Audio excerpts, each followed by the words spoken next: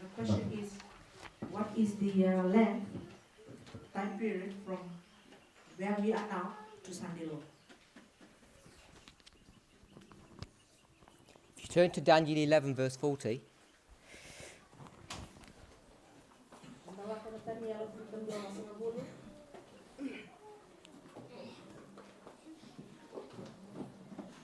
just paraphrasing the verse.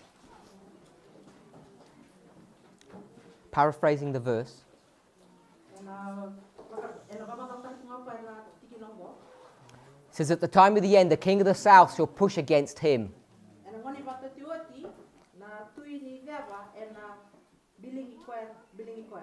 The king of the north shall come against him as a whirlwind with chariots, horsemen, and ships.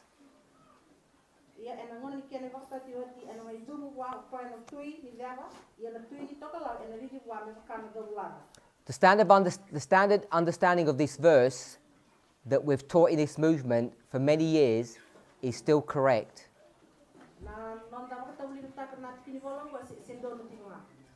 What we've realized is that the second part of the verse, when the king of the north comes against the king of the south, that work is not accomplished, it's not finished yet. We understand from the earlier verses in Daniel 11 that there are two historical battles between 1989 and the Sunday Law.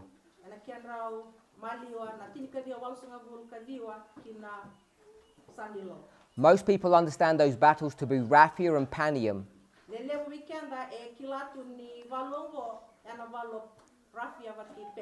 If we were to look at the history of Pyrrhus, the names of those battles would be different. It's a different history.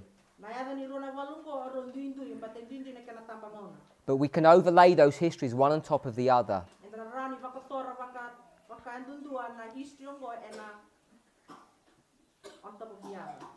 So we know that we're still in verse 40.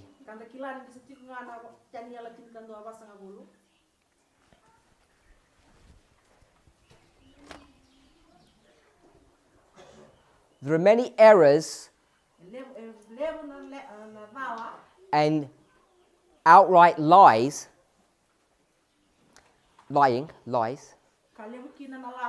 that Future for America are teaching currently. One of them is the subject of dispensationalism.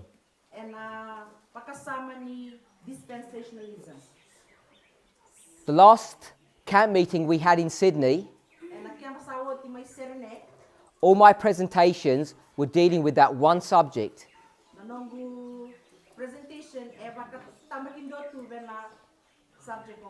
To show how Future for America manipulates information and lies.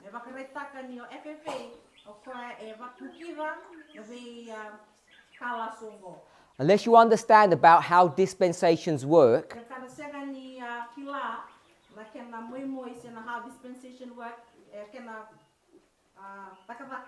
it becomes very difficult to answer a question like that.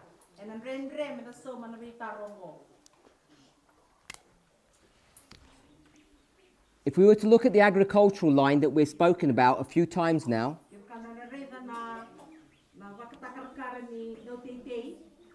I think Brother Brendan has gone into this in some detail.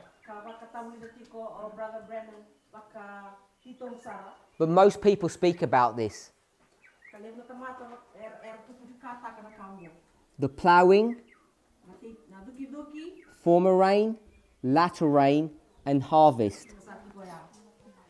We've spoken about this in our class. We also spoke about scalability.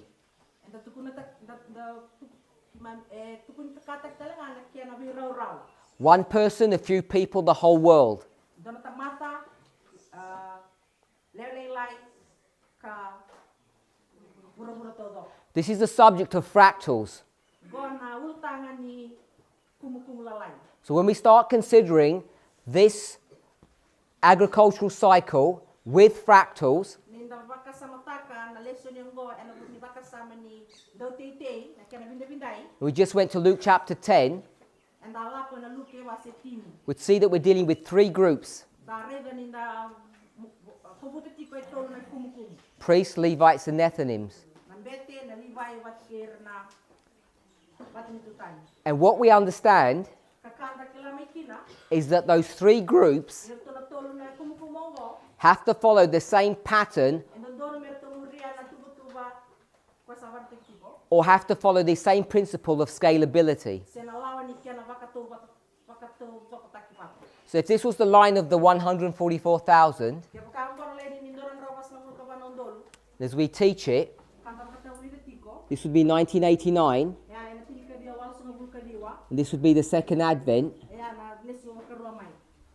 Then the priests, Levites, and Nethinims would fit into this history. Karto na tol tama kumkumongo eto na belutuki and tambagonongo.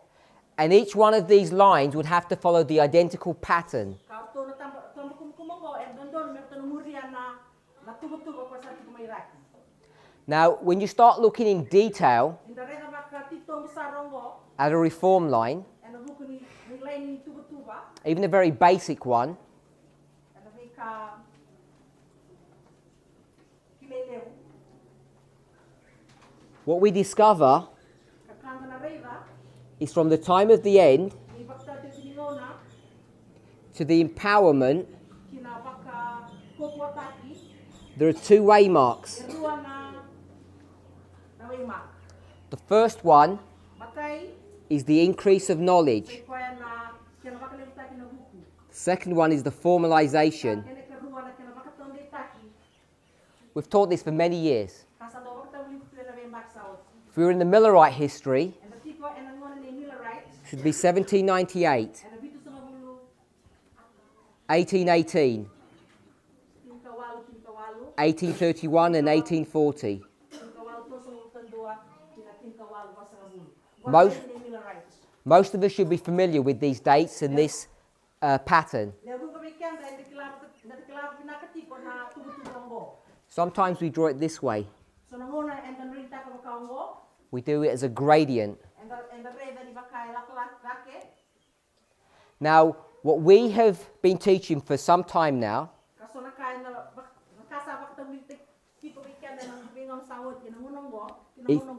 if you have a line, there are two things you cannot have on that line. One, you cannot have typology.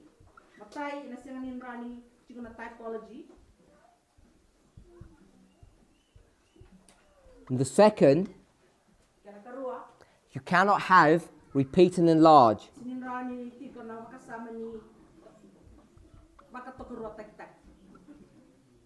So if you have a single line, the beginning and the end, all you can have on that line is progression, nothing else.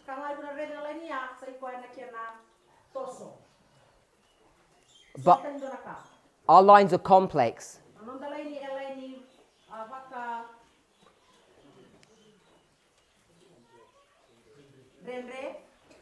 In this one line, you can see you've got three separate lines tucked into that history.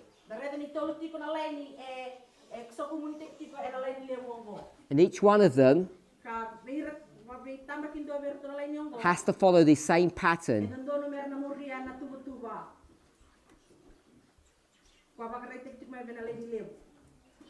So you'd have ploughing, former rain, etc. for each one. So you can see there's the repeating patterns here. Now, if we were to look at this story here, this was the line or the history of Christ. And this is the history that we're living in. enda sa ating kinonggo. It's one line of history. Kandua na lane ni nona. No repeat and enlarge, no typology. Esega na wakatokoro takitaki tale wati kina typology. That you know, hopefully, Kandono menda kila. that we can look at this in another way. Ni rani na regongo endo tale na sang. We can get this history Nandakoto may na ngonongo. and we can cut it up. Kanda na rani musuka. So if we were to cut it, Kakebkai enda na musuka. we could find one history here Enda na rede nindo na tambang ngonongo. and another one here. Kanando tale ya. This would be the history of Christ Kebkai enda ngon ni Jisu. and of the 144,000. And having cut it, how many lines do we now have? 2 lines. Now with 2 lines, you can do repeat and enlarge and you can do typology. So we need to be able to understand that we can have a line of history where it's no to both of these, get the same history and cut it. When you do that, from one line you create 2.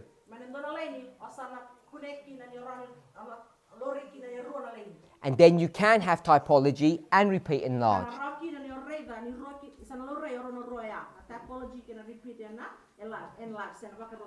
So I'm asking the brother who asked the question, does that make sense? Do you agree with that? Say amen if you agree or understand. All good? Okay. So we're going to take that concept and we're going to make one more step forward. This is the line of Christ. And it begins where? What's this waymark? Not the date. Time of the end. And what's this waymark?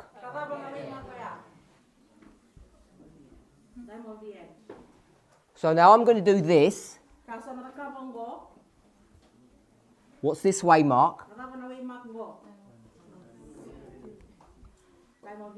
Then I'm going to do this and this. What waymark is this? How many lines are here? You can't have 2 time of the ends on one line.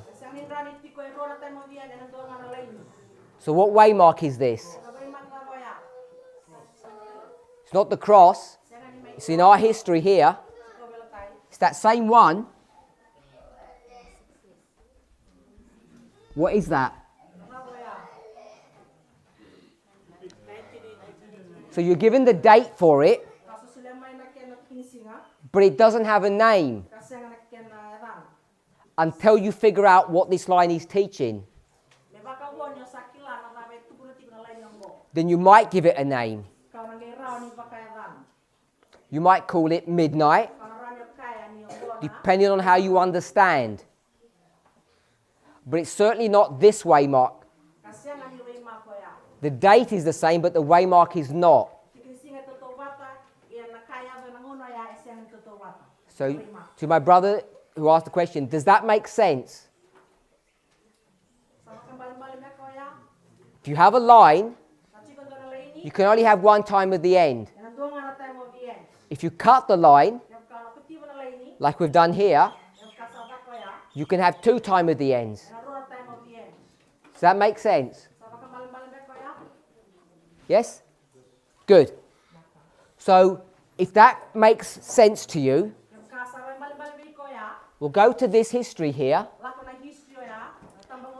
This is the time of the end. We'll call this 9/11. And we'll call it the empowerment of the first angel. What do we have here? Increase of knowledge. Formalization. There are 2 waymarks here. Now, when we draw this line, the way we normally do it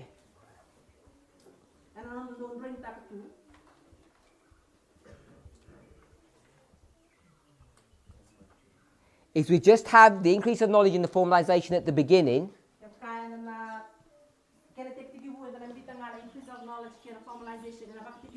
If this was the Millerite history, this would be the arrival of the second, and then we'd have the midnight cry, and the close of probation. That's how we would normally draw that, because it's one line. On our line here, it's one line. So how many increases of knowledge will you have? Just one, because it's one line. One increase of knowledge for one line. How many times at the ends? Good, so we're getting how it works. Now what we're going to do is cut this line. Now how many lines do we have? If you have 4 lines, how many times at the ends do you have? So 9/11 is the time of the end. Each one of these is time of the end. So what will you have here?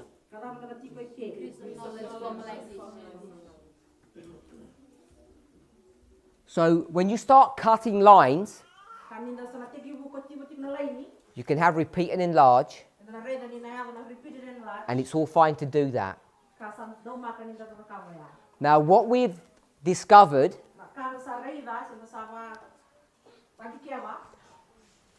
not when we look at this line, but when we look at the line of the priest,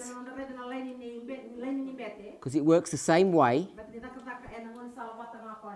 What waymark is this one? What waymark is this one? How many lines do you have? What is that waymark? We don't know. It's not the formalization, it's not the increase of knowledge, because you can only have one of them for one line. I didn't cut the line. Don't get deceived. You have to be careful. If we cut the line, then we can give it a name. If we don't cut the line, then we can't give it a name. It just becomes a progressive event.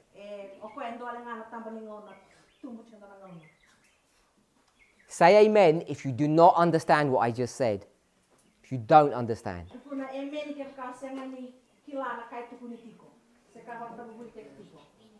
Okay, so about one person didn't understand. So we'll move on. So what we want to do is take this history, bring it down to the line of the priest. This would be 1989. We mentioned Raphia and Panium. There they are. And I'll extend this line a little bit. And this is verse 41. The Sunday law. Now what we've found is that these formalizations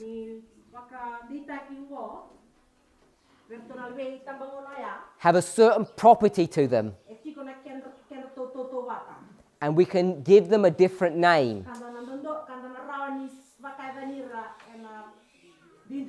So the name that we can give them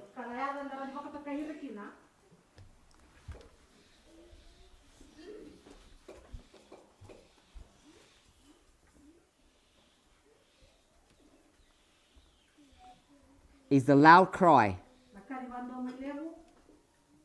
So we can have 4 loud cries if we cut that line. And each cry is for each history. because we've got 4 histories, 4 dispensations, 4 cries. And the property of those cries is that they're connected to the subject of time.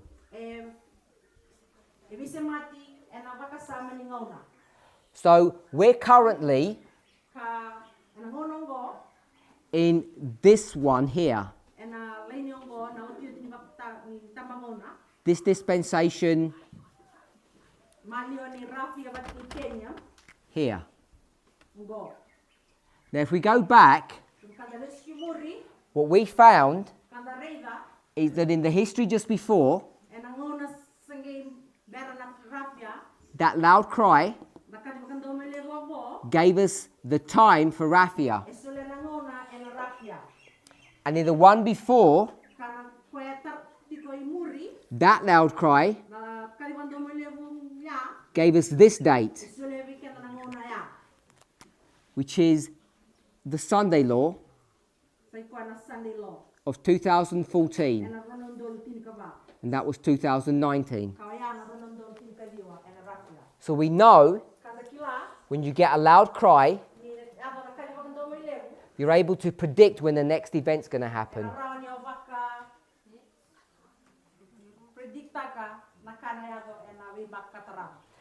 Now, this is where it begins to become more complex.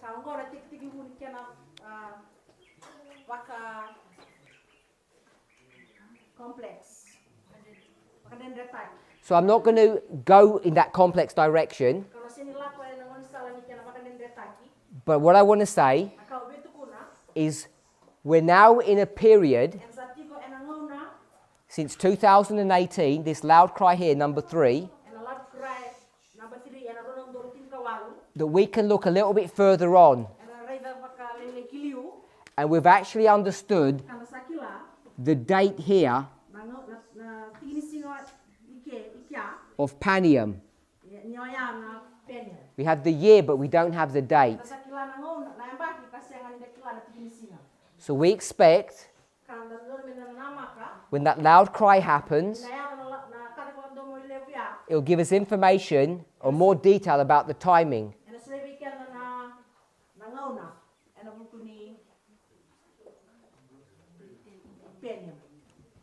But what we don't have is this information.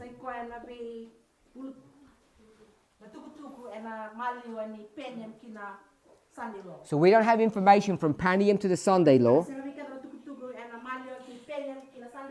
but we expect there to be an increase of knowledge in the formalization.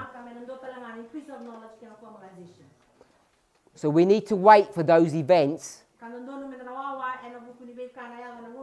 before we can predict the date of the Sunday law.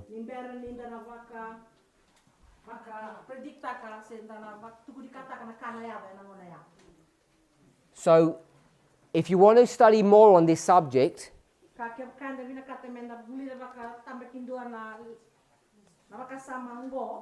I would suggest you go to a series that was done in Tahiti.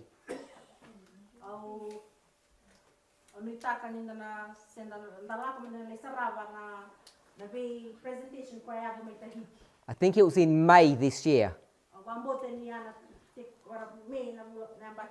And we discussed this issue in more detail. So the answer to your question is no, we don't know the date. We have the year of Panium. We don't have the date for that. But we're already beginning to understand that we will expect to know the date for the Sunday law.